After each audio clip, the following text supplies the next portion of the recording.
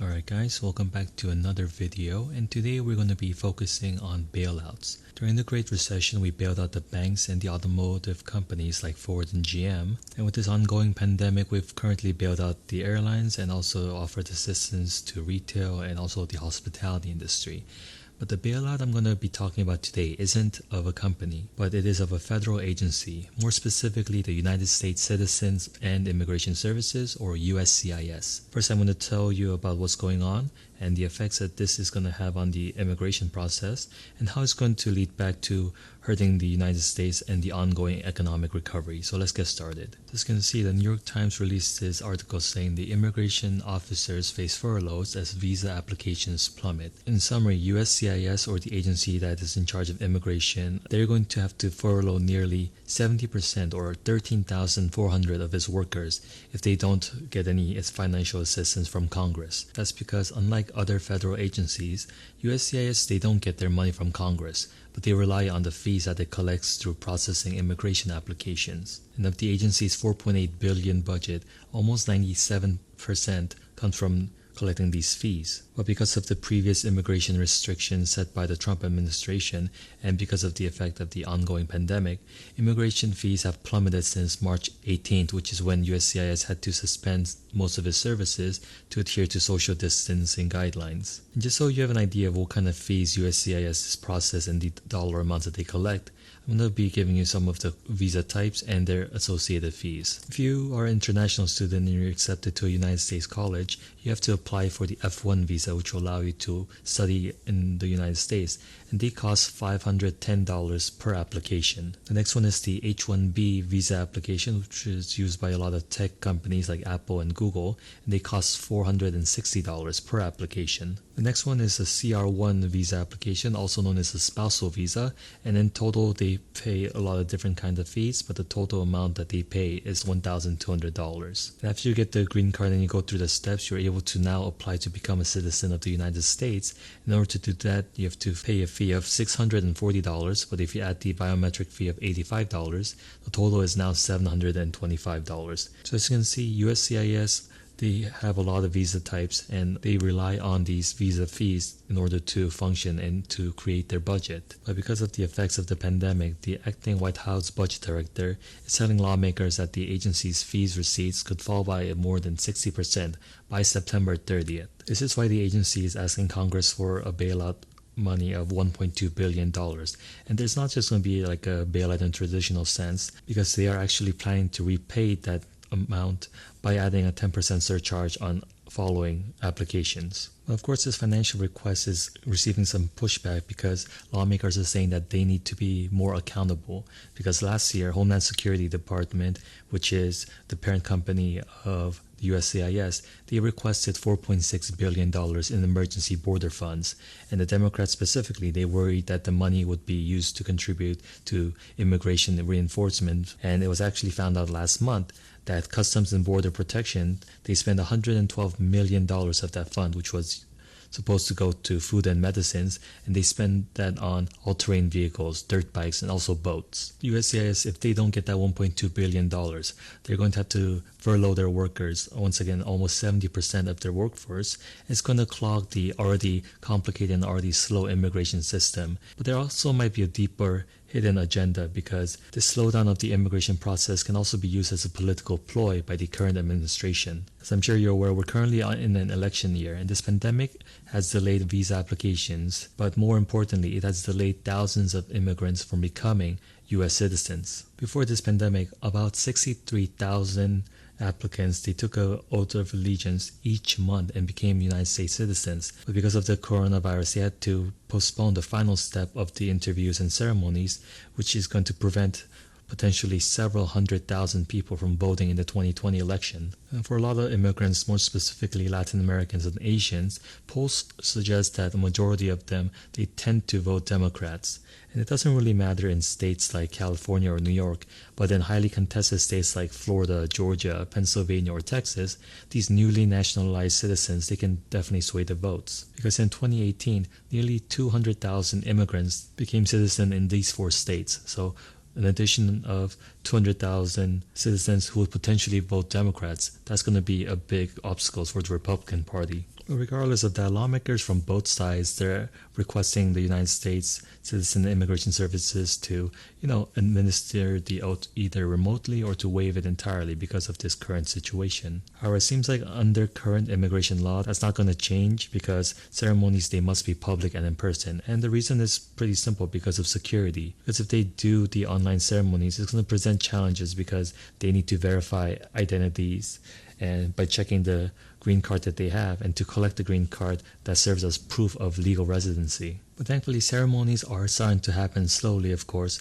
With the whole pandemic, there's of course going to be strict restrictions, like wearing gloves, and they need to bring their own pen, and they can't have any friends or families, and people are going to be separated 6 feet apart. But this pandemic, unfortunately, is making the immigration process longer than it has to be, which is frustrating a lot of people. But we can't simply blame the pandemic for the USCIS running out of money. Other factors have made this process much more harder. The Trump administration has proposed additional restrictions on asylum seekers and also other visa holders as well. They've increased vetting of applications, and they've banned travels from many specific countries. They also enacted other policies that deter potential immigrants, students, travelers, and temporary workers from going through this immigration process and allowing USCIS to collect this much needed fee. And one of the more specific restrictions that was put in place is called the public charge rule, which makes immigrants ineligible for permanent legal status if they are using public benefits like Medicaid, subsidized housing, or even food stamps. Once again, this is all preventing the agency from collecting that immigration fee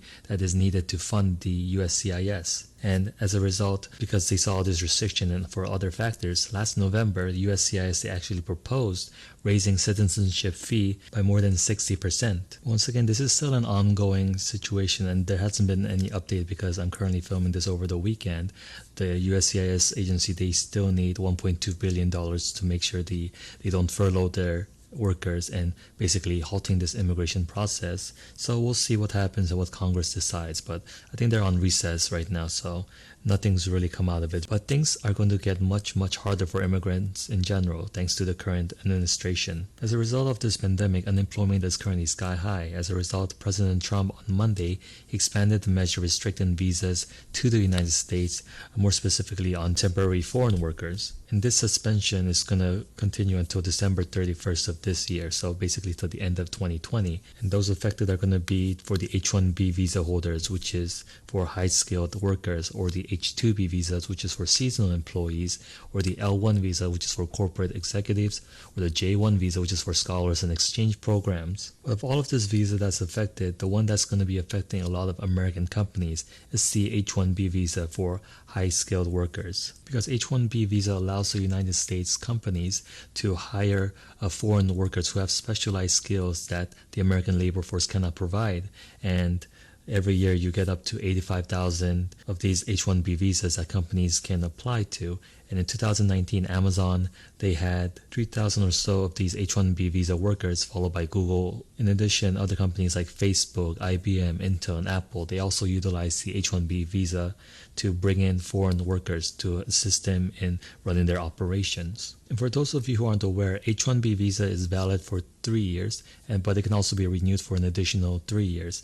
But upon expiration, after those 6 years or 3 years, the foreign worker will have to leave the United States, or they can go through the green card application process. But for a lot of these workers who are from China or India, the wait list is very substantial. And whenever we talk about immigration, specifically immigration of these foreign workers, but specifically talking about the H1B visa, it has a lot of opposition, mostly because people say that these workers are taking jobs away from American citizens. But according to this research done by the National Foundation for American Policies, it showed that an increase in shares of workers with an H1B visa within an occupation on average reduces the unemployment rate of that specific occupation. They also suggest that the presence of more H1B visa holders lead to faster earning growth for United States workers. And finally, H1B visa holders, they do not adversely affect United States-born college graduates during their early years of their careers. Furthermore, H1B Visa Program, because every year they can only allocate 85,000 of these slots, it only accounts for 2% of highly educated United States workers. Of the overall workforce, only 2% goes to H1B visa holders. And once again, this visa is used to supplement and to fill in the gaps that the United States workforce they cannot fill. But if you really think about it, the H1B visa restriction of 3 years or 6 years, it has the potential to create massive reverse brain drain, which means that the majority of them, they end up moving back to their home countries and they start their own businesses to compete with the United States firm. And if you think about it, you let foreign workers work up to 6 years in American companies like Intel, Google, Facebook, and they learn all of this competitive advantage, and in the end you kick them out. If the United States is trying to be competitive in the global landscape, doesn't it make sense that you try to recruit and retain the best talent that you can? But besides the restrictions set to work visas and the H1B visa program, there has been fear that the White House was going to restrict OPT, or the optional practical training, which is a work program for international college students who are currently studying in the United States under the H1 Visa Program. Basically, OPT, it allows graduating students to work in a job that related to their field for at least 1 year. That's the path that I took. I came to the United States on a F1 visa, international student visa program, and after I did my 4 years, I was able to do the OPT, and I worked for 1 year for a company that was in my field. That 1 year is for most college graduates, but for students who study in the STEM program or the science, technology, engineering, or math, they can get an additional 2-year extension, which allows them to work in the United States for 3 years and get that 3-year work experience under OPT. But thankfully, the OPT hasn't been touched yet, but it doesn't mean that it doesn't have the possibility to be restricted or limited in the future. Because according to the national report of 2020 done by the Citizens and Immigration Services, they found that the OPT can be exploited in several ways that can threaten national security. On page 62 of the Foreign Students and the Risks Surrounding OPT, they said that participants of OPT, they can access and compromise important government and trade secrets and bring it back to their home countries. The report states that 2 out of 5 students in the STEM doctoral programs are from China and Iran, which is of course something that the United States is worried about. In addition, a significant portion of STEM doctoral students, they're from India, which is another growing economic powerhouse. Because if you look at this graph of the countries with the most STEM graduates, China is number 1 at 4.7 million, and India is second at 2.6 million. And the United States, while they are third, is pales in comparison to China and India. But getting away from the national security concerns and brain drain caused by H1B visa and OPT, if you really want the United States economy to thrive well into the future, there needs to be a better allocation of budget to strengthen and streamline the immigration process. That's why Congress, rather than allowing USCIS to get their budget from collecting these fees, which is fickle because by doing this, USCIS is running as a business and not a federal agency. Congress should just allocate the money specifically so they can make this immigration process simpler, because not only is that going to help a lot of immigrants who are waiting in line, it's going to allow the United States economy to get better. I'm going to end the video by talking about the F1 visa specifically, which once again is used by international students to study in the United States, and how stricter restriction is going to impact more than just the immigration. It's going to impact the United States economy. According to this article, the number of international students who are now studying in the United States have exploded. 2009, there was only 2,500 students, but in 2019, there were more than 18,000 students studying in the United States. The foreign students, they make up about 5.5% of all college students, but because of their situation, they are basically the cash cow. Because unlike domestic students who can apply for financial aid, most of the foreign international students, they have to pay the whole tuition. For example, the University of California, they charge $13,000 for students from California, but international students, they have to pay a whopping $42,000 for the exact same class. As a result, in 2019, the University of California, they generated $1.75 billion from such international students. And in the broader picture, according to the United States Department of Commerce, international students, they contributed $44.7 billion to the national economy in 2018. But it doesn't just stop from paying tuition. International students, they have to pay close to $18,000 for university housing, $6,000 for university food, and almost $4,000 for university health insurance. And even community colleges are now getting in on the action, and they're catering to international students because they bring in the big bucks. But because of the coronavirus pandemic, things are changing rapidly for universities and colleges who rely on international students for their budget, because currently it's estimated that international enrollment could fall as much as 25% and can get worse as parents and students, they see that the United States is experiencing a resurgence of cases, and because of their own home country's economic situation, they might lack the money to send these students abroad. If that's the case, the New York University, they're going to lose about $73 million. And the above mentioned University of California, they can lose up to $435 million.